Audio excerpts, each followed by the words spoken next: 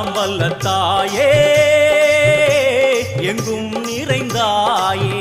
உன் திருநாமமே இங்கு பல கோடியே அதில் எதை சொல்லி நான் அழைப்பேனோ